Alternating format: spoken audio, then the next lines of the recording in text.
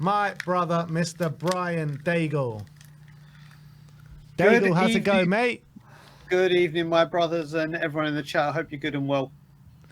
Yeah, we're all good and well. I mean, just very frustrated after the second half, to be honest, of that game. You know, it's always going to be a tale of missed chances, isn't it, Brian? It is. I mean, before we get into the game, I've got to tell you a funny story, because obviously I'm back at work and it's the first time I've been training and watching Spurs at the same time. I've got a newfound respect for people that watch games whilst at work, because I'm in the middle of a Zoom meeting. I forgot my camera and audio was on, and the first goal went in, and I was like, oh, fuck. And everyone just went, what? I was like, nothing. I just pushed that wrong. Then I turned my camera off, but not the audio. And when the volley went in, I smashed my screen so loud. I'm like, what's going on? I was like, oh, my mouse dropped. Oh, damn it. And then realised. So it was an eventful thing. But yeah, listen, what I saw is, once again, missed opportunity. We're not ruthless enough. Listen, first half played very well. We're just not ruthless enough. And sometimes, and Ben, and I think Simeon, you and I have spoken about this off camera as well.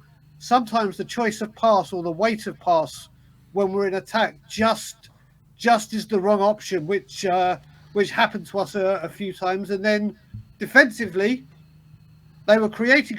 One of the things I was impressed with is it seemed like we got the offside trap going well, because we just kept playing them offside, kept on doing it. And it was like, all right, lads, you're playing them offside. You've got this guy.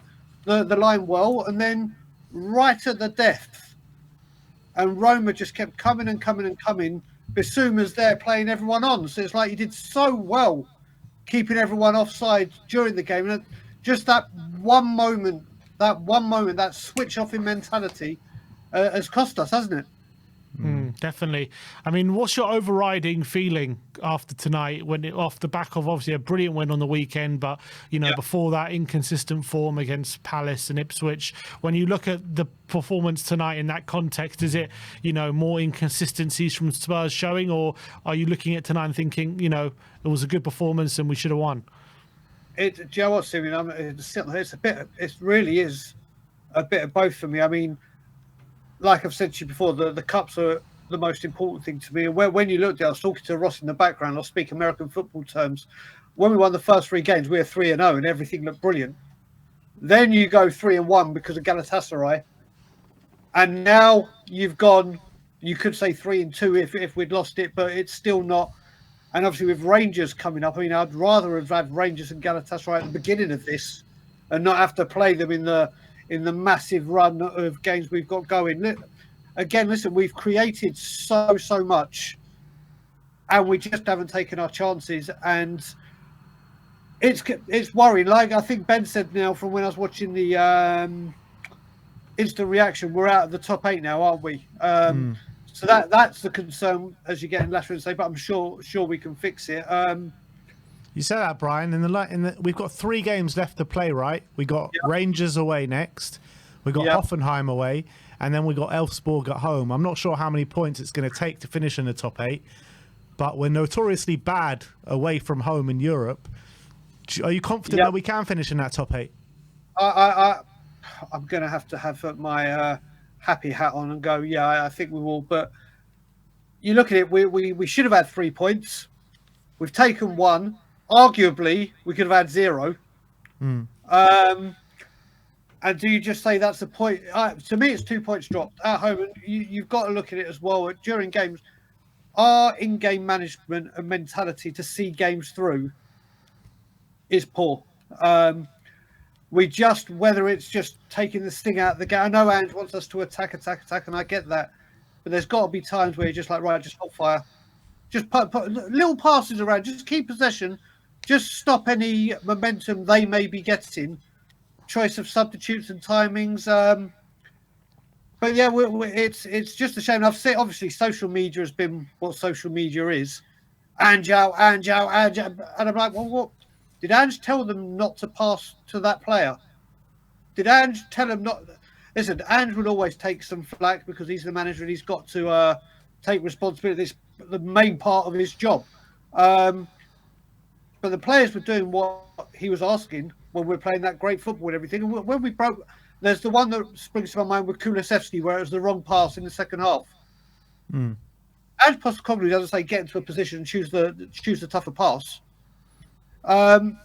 It's again Archie Gray having to play left back, and Ben, I agree with you. I think he did come on in the second half, but we're asking too much of a guy, especially when you got a makeshift back four. Or you say makeshift, but it wasn't the dream top four we wanted. It's been the three have been the nucleus for that win at City.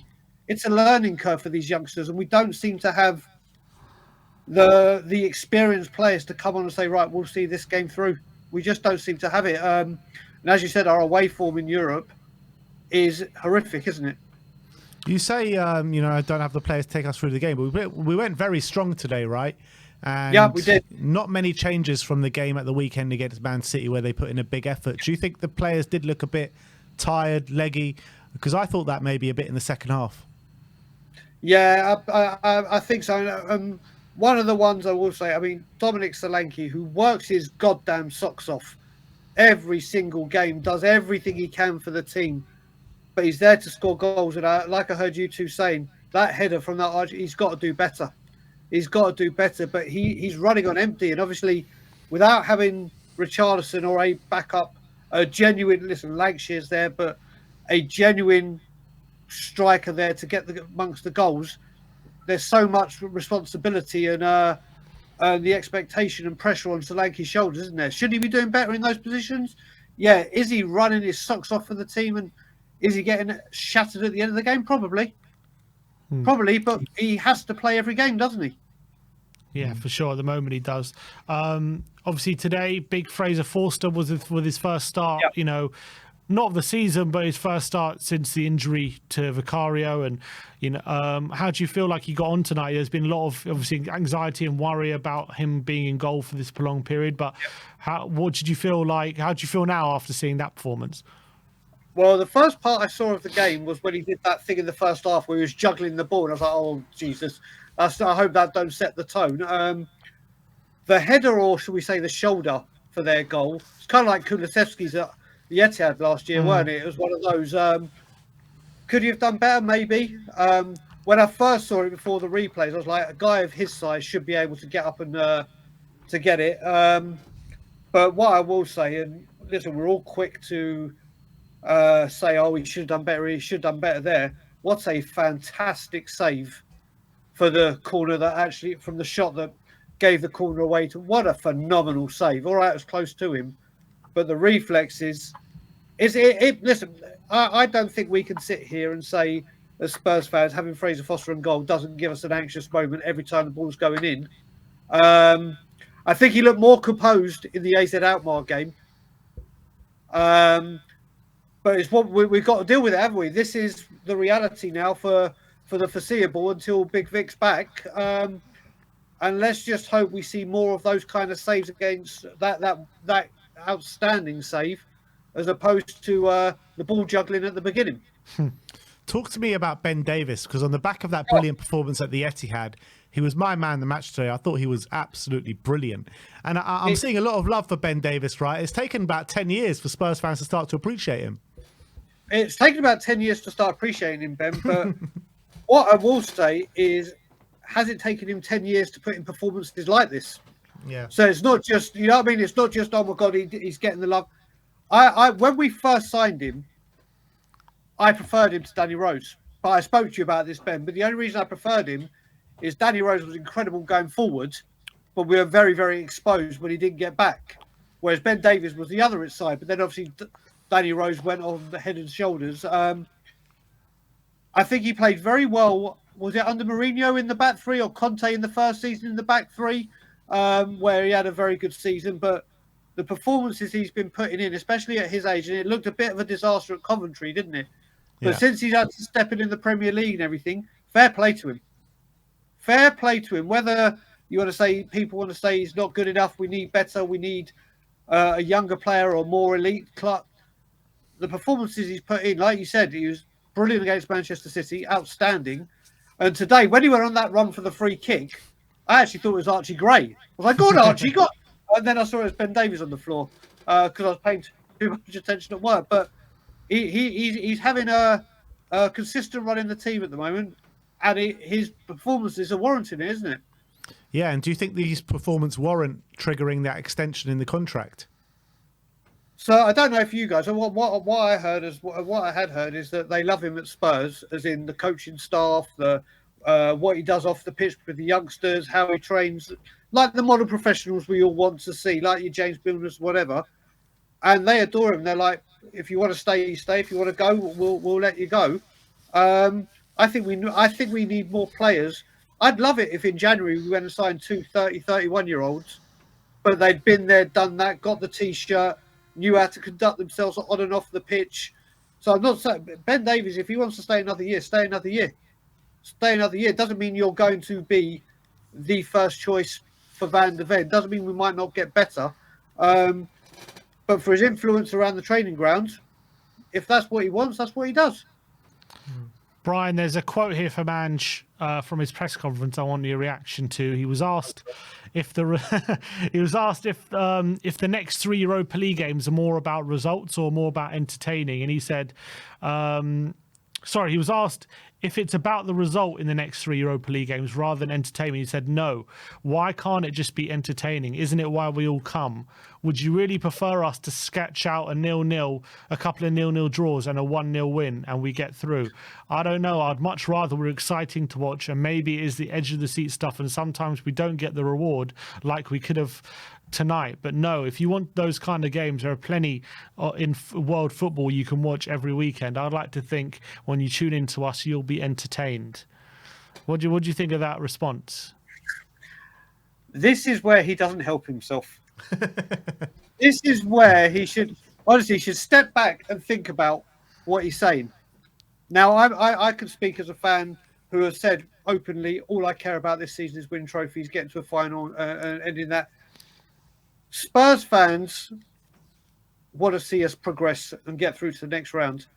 If someone has said to me now, 3 boring 1-0 wins where you score, they're like dreadfully boring, you score winners in the 85th to 90th minute in all 3 games, or just roll the dice for entertainment, what you're taking, give me the 3 most boring 1-0s or a draw, like you said, Sim. Whatever got us through gets us through. We need to be in the next round of the Cup. I do understand why he's saying he wants to be entertaining. Listen, we all want to see this wonderful football like Manchester City, and that's what we want to see. But it's a results-based job. It's a results-based football is results-based. You win a cup from winning games against the fire by hook or by crook. Just get the job done. Get the job done, and when the job's done, then you can start. If we win these next 2 games and we're through to the 3rd round or next round in the 3rd game, be as entertaining as you want, be as open as you want, do what you want. But the most important thing for Tottenham Hotspur Football Club is to be in the next round, and preferably the top 8 so we're not in the playoffs of this tournament. You get there by hook or by crook, in my opinion. Sod the entertainment and get the job done. Ange wants to do it in both ways. He wants to get to the last 8, but he wants to do it in an entertaining manner. Good for him. Good for him. But like I said, if people were to say, do you want entertaining or through to the next round? If it was a poll or you put it on whatever, I'm hoping that the large majority, as in a humongous amount of the majority, would say, get the job done and get into the next round. You can't. Sometimes you can't have it both. You got to remember, especially away. Do you reckon we've been entertaining away? No. Well, Man City was pretty entertaining for the neutral. No, I mean in Europe. I mean in Europe. What away performance have we had? I mean, Galatasaray was a pretty entertaining game, but obviously very frustrating. What are the other? The other one was Ferencvaros. We won, didn't we? Yeah, that wasn't exactly the most enthralling game, but we got the job done. No. But we got the job done. I mean, to be honest, today I thought it was a really good game of football, but I ended up being very, very frustrated. And you look at the way we managed the game today, I thought it was horrific. You look at on the weekend how we managed that game up at the Etihad, I thought it was near perfect. And then today, we're just so erratic, so rushing everything, sloppy passes. Pedro Porro, man, what was he doing in the second half?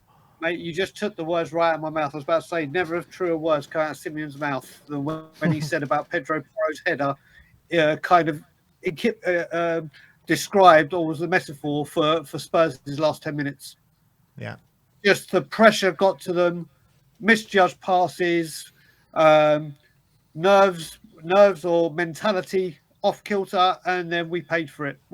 Pedro Porro was poor in that second half, and we've paid the price, haven't we? We have paid the price, and like you were saying, Ben, as you were just saying as well about the Galatasaray was entertaining, Fenerbahce wasn't, like we were just discussing.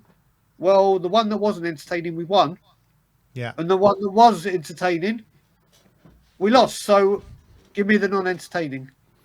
Well, why can't we just do Man City every weekend? Because that was bloody entertaining. We're like the Tottenham Globetrotters instead of the Harlem.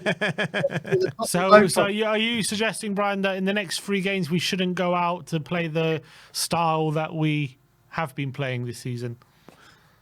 Get the job. Listen, go take the. I mean, Rangers is not an easy place to go to, regardless of what they're doing in the Scottish League. Then you add the Ange Postecoglou return, the England-Scotland. That game is going to be as hostile, and it's whether these players, and we know what they've done away from home in hostile play, like Galatasaray, get the job done.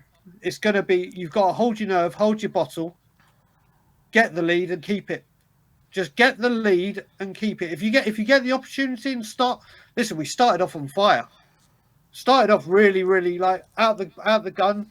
Took the opportunity with the penalty. If we can do that, fine. But there's going to be a point in the game where we're going to be under the cosh, and at that point, Tottenham have got to say, right, we're in the lead, hopefully, or just don't give a goal away. Just don't give a goal away. The performance at Rangers is huge. It's huge. And just go get the job done. Brian, you talk about the game at Rangers being huge, and I completely agree, which, assume that you want to play a really strong team in that game. You want to play a really strong team in the Manchester United game in the Cup. I mean, these players we can't play the same 11 every week. How do we manoeuvre this Christmas period? Well, you look at it as well, Ben, before we even talk about it, we got the Bournemouth game. Yeah. And Chelsea. Yeah, exactly. So you look at it, I mean, let's face it, we go to Bournemouth and we know that they are a very good outfit at home. They play very good football. They've beaten, obviously, the filth of Manchester City.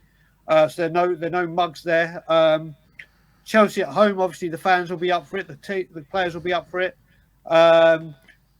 Chelsea are obviously, with this jinx we have or this hoodoo they have over us, this is a really, really big 3-4 games coming up now across all competitions, especially that Manchester United one. And you're right, we've got players dropping like flies, haven't we? Yeah. Like I said, we're Tottenham Hotspur, mate. We're more like Tottenham Hospital at the moment. So again, we're just going to have to make sure we don't pick any injuries. In-game management as well as game management is going to be huge with player rotation and substitutions. And we just hope that there is a solution or a plan already set in stone that Spurs can manoeuvre their way around this tricky fixture. Let's hope so, my friend. We go again Sunday, Fulham at home. Confident of the 3 points? I'm not going to answer that question because let's just say I've got to get up about 6 o'clock in the morning to get to the yard. I'm confident I'll be able to do that. Fair enough. Brian, always a pleasure, my friend. Thanks for coming on today. Have a good evening, people.